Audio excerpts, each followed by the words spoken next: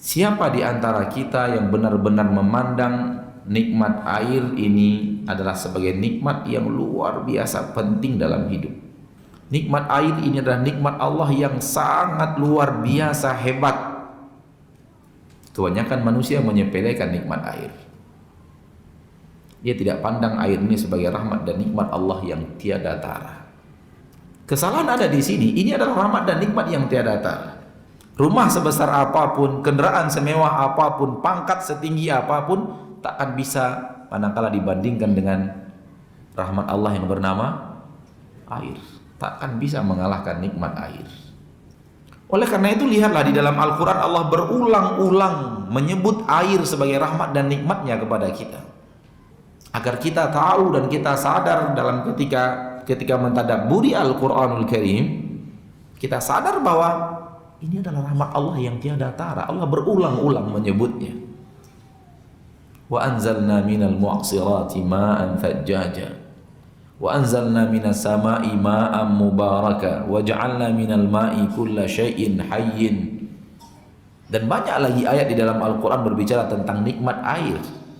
Namun kita sepelekan nikmat air itu. Sehingga akhirnya manusia tidak tahu berharganya air dalam kehidupannya. Sementara emas dan perak, rupiah dan dolar, tampaknya manusia masih bisa hidup.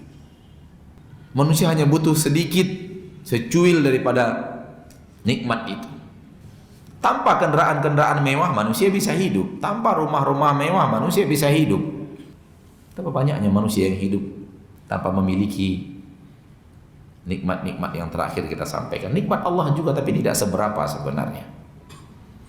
Dengan bukti takkan ada orang yang berakal ketika disuruh memilih antara air dan emas dan perak, dia lebih memilih emas dan perak dibanding air. Kalau antum diberikan pilihan hanya dua ya, jangan pilih yang ketiga. Tawarannya hanya dua.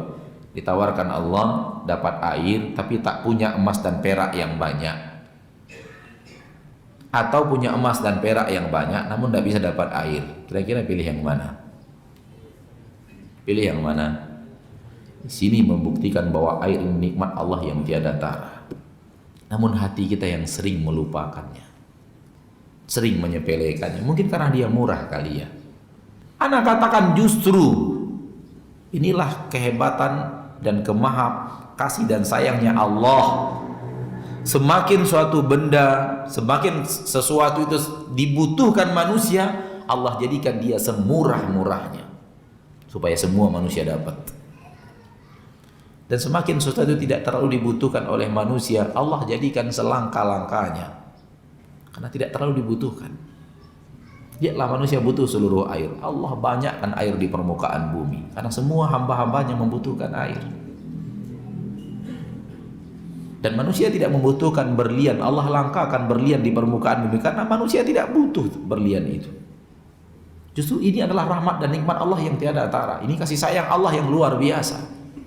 Semakin hambanya membutuhkan sesuatu, ia banyakkan sesuatu itu di permukaan bumi.